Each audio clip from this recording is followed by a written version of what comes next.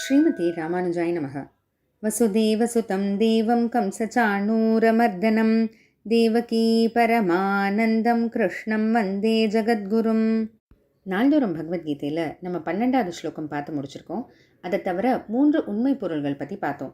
அச்சித், சித், ஈஸ்வரன் அப்படின்னு. இப்போ இதில் பார்த்தீங்கன்னா நம்ம கண்ணால் பார்க்கக்கூடியது, நம்மளோட புலன்களால் தெரிஞ்சுக்கக்கூடியது அப்படின்னு நம்ம உலக பொருள்கள் எல்லாம், இப்போ கண்ணால் பார்க்கக்கூடிய ஒரு மரமாக இருக்கட்டும், இல்லை மூக்கால் நம்ம முகரக்கூடியதான ஒரு விஷயமா இருக்கட்டும், நாக்கால் சுவைக்கக்கூடியதான ஒரு விஷயமா இருக்கட்டும், சாப்பாடாக இருக்கட்டும், இது போல் எல்லாமே இருக்குது. இதெல்லாம் அச்சித், அறிவு இல்லாதது உலக பொருள்கள்னு சொல்லிடலாம். சித், அறிவு இருக்கக்கூடிய ஜீவாத்மாக்கள் அப்படின்னும். ஏன்னா இந்த ஜீவாத்மாக்கள் தான் அது உங்களோட அறிவை வச்சுக்கிட்டு எல்லா விஷயங்களையும் பார்க்குது, அனுபவிக்குது அப்படின்னு சொல்லிட்டு. சரி, இப்போ இது 2 போதாதா?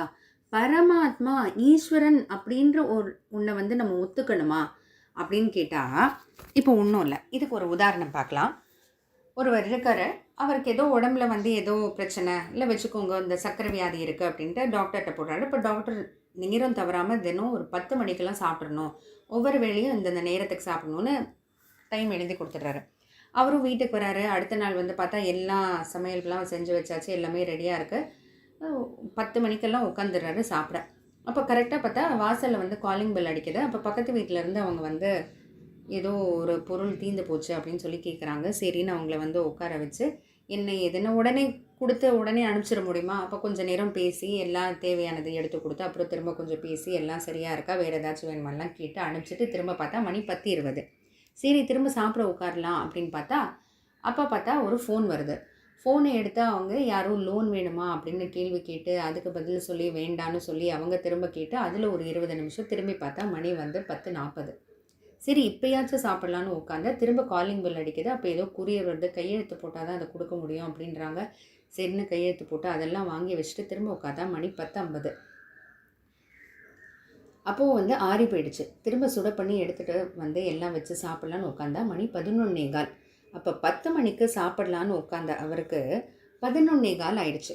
இப்போ என்ன தடுக்குது அவருக்கு? அவருக்குள்ள ஜீவாத்மா இருக்குது. இந்த சாப்பாடை சாப்பிட்றதுக்காக உடல் எடுத்துருக்காரு. அந்த உடல் மூலமாக தான் அந்த ஜீவாத்மா அனுபவிக்குது. அதாவது அந்த சாப்பாடை ஜீவாத்மா சாப்பிட முடியாத அந்த உடல் மூலமாக அந்த ஜீவாத்மா அனுபவிக்குது. இப்போது இந்த இடத்துல என்ன தடுத்துச்சு? அதாவது நம்ம சொல்லலாம் கோஇன்சிடென்ஸ்னு சொல்லலாம், எதேர்ச்சியாக நடந்ததுன்னு சொல்லலாம்.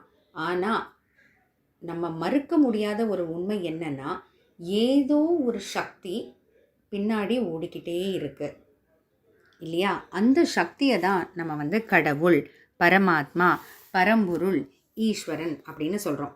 இது மட்டுமே இல்லைங்க, இன்னொரு விஷயம் மூலமாகவும் பார்ப்போமே. இன்னொரு ஆங்கிள் இருந்தும் பார்க்கலாம். இப்போ ஒன்றும் இல்லை, ஒரு மோதிரத்தை செஞ்சவங்க யார்? ஒரு மோதிரத்துக்கு படைப்பாளி அப்படின்னு பார்த்தா பொற்கொல்லர். அவர் தான் அந்த மோதிரத்தை செய்கிறாரு. ஒரு பானைக்கு யார் படைச்சாரு? பானையை படைச்சவர் யார் அப்படின்னு பார்த்தா குயவன்.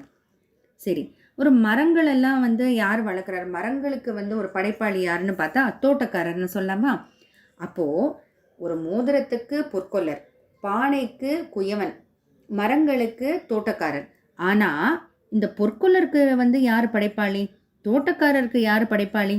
குயவனுக்கு யார் படைப்பாளி? நம்ம சொல்லலாம் அவங்களுக்கு அவங்க அம்மா அப்பா தான் அப்படின்ட்டு. சரி, அதுக்கு முன்னாடின்னு போனால் அப்போ ஏதோ ஒரு இடத்துலேருந்து வந்திருக்கணும் இல்லையா? யாரோ உங்களை படைச்சிருக்கணும் இல்லையா? அதுதான் பரமாத்மா. அது மட்டும் இல்லை, நமக்கு சுற்றி இருக்கக்கூடிய இந்த ஒரு காற்றாக இருக்கட்டும், இந்த ஒரு பூமியாக இருக்கட்டும், இது எல்லாத்துக்கும் படைச்சவர்னு யாராவது ஒன்று இருக்கணும் இல்லையா? ஏன்னா இப்போ ஏதோ ஒரு கீழே ஒரு சின்ன ஒரு பொருள்னாலும் பார்த்தோம்னாலும் அதுக்கு ஏதோ ஒரு படைப்பாளி இருப்பாங்க. ஒரு சின்ன ஒரு பெண்ணாக இருக்கட்டும், இல்லை சின்ன ஒரு கிளிப்பாக இருக்கட்டும், ஒரு சேஃப்டி பின்னாக இருக்கட்டும், அதுக்கு கூட ஒரு படைப்பாளி இருப்பாங்கங்கும் போது நம்மளை சுற்றி இருக்கக்கூடிய இவ்வளோ பெரிய இந்த உலகம், பிரபஞ்சம், இது எல்லாத்துக்கும் ஒரு படைப்பாளி இருந்தே தீரணும் இல்லையா? அதுதாங்க கடவுள். அப்படிப்பட்ட அந்த கடவுளை நம்ம சாக்ஷாத் அந்த வேதங்கள், உபனிஷத்கள் மூலமாக தான் தெரிஞ்சுக்க முடியும்.